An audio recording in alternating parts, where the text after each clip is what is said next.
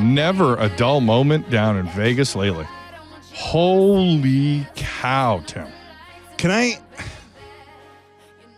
Tim and Sid, 660, Tim and Cal, Sportsnet Radio Network. Obviously, controversy surrounding UFC 167 and the main event between Johnny Hendricks and GSP.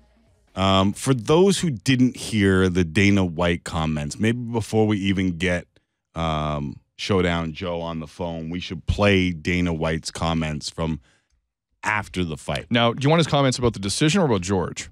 I think both are relevant going into this conversation. Let's start with the ones about George, who said he might have to step away for a little while. Okay, let's go clip 3, Lance. You give me a thumbs up. We got it? All right. This is the one. This is one of the clips referring to what Tim just referred to from Saturday night. To get up there, and especially after you were just in a fight like that, to say that I'm going to take some time off and I'm going to, I don't even know what it meant. What he said doesn't make sense to me, but you don't do it. Hey, guess what? Lorenzo, I'll see you in a year and a half. I'm gonna f off for a little while. I got some to do. Got some personal problems that I got to deal with. How do you think that would fly? It just you don't do stuff like that. You don't come off of a fight like that. It's just not right. This is so not Georges St-Pierre. You know what I mean? So it just doesn't. I don't know. I don't even know. Oh, and that's just a piece. Right. Like Dana White, post-fight, was pissed off at the world. You owe it to the fans. You owe it to you owe it to Johnny Hendricks. You owe it to the UFC. Like, there was a lot said there. Now, since then, he's kind of backpedaled a little bit off of that stance. Well, what happened was he did this thing called talk to him. Right. He talked to him very quickly because Tim, after every fight, and really beforehand, Dana White does the press conference thing, then he scrums off with the writers. Right. So he has like 2 sessions. In the middle of those 2 sessions Saturday, he finally talked to George for, some people are saying, was a minute. And he had softened considerably in the scrum session from the tone you just heard. Right. So there's a lot going on here with why maybe Georges St-Pierre is going to take some time.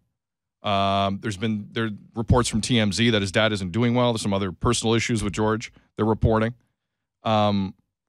But Dana did not know what the deal was, went in front of microphones, started ripping on George. Right. Is basically what happened. Right. And I think that's garbage. Well, it is garbage. That is absolute garbage. I was going to save our opinion for when we had Showdown Joe on the phone, but you're bang on. Yeah. Like, I don't understand how, like, I understand Dana White's role, and he's done a fantastic job doing it, but that's Bush League when you walk up there and rip a guy without knowing the full story, especially when he is your franchise guy. The other part of it is that I don't understand from the outside looking in is the comments that he made about the Nevada State Athletic Commission.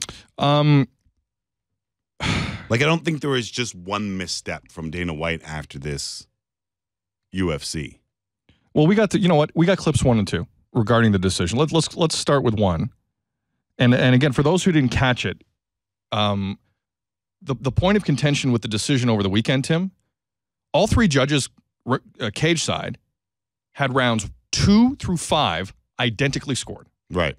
Identical. 2 and 4 to Hendricks, 3 and 5 to George. Correct. What is leaving people with their heads spinning is the first round. The first round where Johnny Hendricks elbows George in the head 5 times, takes him down, knees him, and cuts him. Somewhere in there, 2 of 3 people cage side gave it to George because he connected. However, very little damage was done to Johnny. Right. In fact, if you take someone who knows nothing about MMA and put headshots of both guys after the fight and say, tell me, who won this fight? It's a pretty easy call to make. So now the discussion is, what do you judge? Do you judge actual punches? Do you judge damage done? Right. What are we doing here? Is a takedown so much more important than everything else? It's opened up this thing. But let's get to Dana, like you said. I'm not Dana. Let's get to Dana, like you said. He had just asked everyone in the room post-fight who thinks George won the fight, and then goes from there.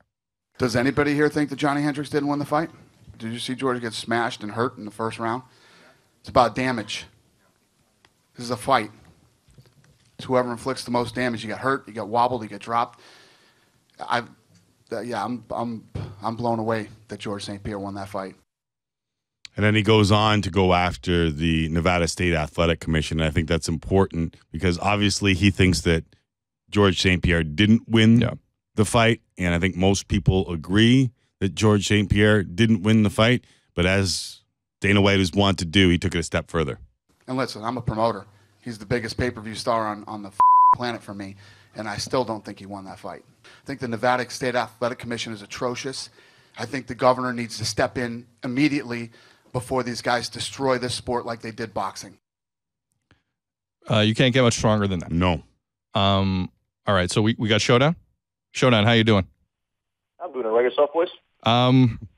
Where do we start here, Tim? I'm not quite sure.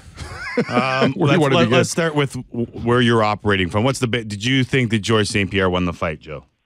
Sitting there cage side, nope. I gave the fight to Johnny Hendricks. I gave round 1 to Johnny, round 2 to Johnny, and rounds 3 and 5 to George, round 4 to Johnny, making it 3-2 for Johnny Hendricks. But I'm trying to watch the first round. I've been trying all morning, but I've been bombarded by numerous radio interview requests and even sports that the UFC Central producers. I've been dealing with George's manager. I've been dealing with so many different people that I have not got past 12 seconds of the first round. So it's been a crazy, crazy return since I got back from Vegas yesterday. That's what happens when you're big time, Joe. That is always what happens when you're big. I don't know about that. I understand people want me to get to the bottom of it and they want my opinion, but I'm doing the best I can right now. And then hopefully by tomorrow, when we get to UFC Central, I'll have as much information as everybody wants. But see, the thing is, you're not called Nobody Cares What You Think, Joe.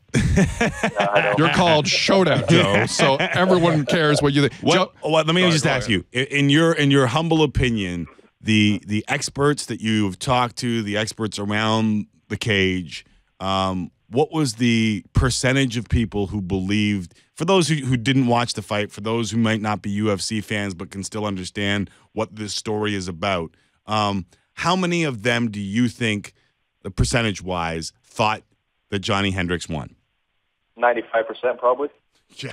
So what the hell happened? Joe, what the hell happened? You know these judges a bit better than I. You know the Nevada State Athletic Commission. You know Keith Kaiser. I think he's a bit of a tool, but you know Keith Kaiser a lot more than I do. What the hell? How can 95% of Earth give that first round to Johnny Hendricks after 5 elbows to the side of the head? George's head looked as red as Rob Ford's face when he got up. He did take him down. He did knee him. How do two people say, well, George, he jab, and he scored a little bit more?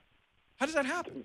The irony of all this is, one of the judges that scored it for George, Sal D'Amato, who's a great, fantastic guy. I know Dana White took shots at the commission. And listen, Dana does, he's right in terms of what the Nevada State Athletic Commission, the way they operate and the way they do things. There does need to be either an overhaul or at least a look at what's happening there. And ironically enough, they just announced that on December 2nd, they were having a workshop to solicit input from various parties on regulation changes. So this what Dana White did is now incurring change. But it's not just Nevada. It's also California. It's also Ontario. I mean, New Jersey is one of the best, but there's so many commissions that just don't do the proper things the way the Association of Boxing Commission recommends. The other problem, like I mentioned with Sal D'Amato, is Sal D'Amato is a guy that has been brought in, A, by the UFC internationally, but B, by other commissions. And Sal D'Amato gave that round to Georges St-Pierre. So that's just one way of looking at it. These are judges and refs that the UFC also brings internationally. So it's not just the commissions. They also have to look internally and say, wait a second, what's going on here? We know you're an established judge. But this goes back to my long argument from days ago. I feel like I'm in a Star Wars episode in a galaxy far, far away. No one should be sitting cage side.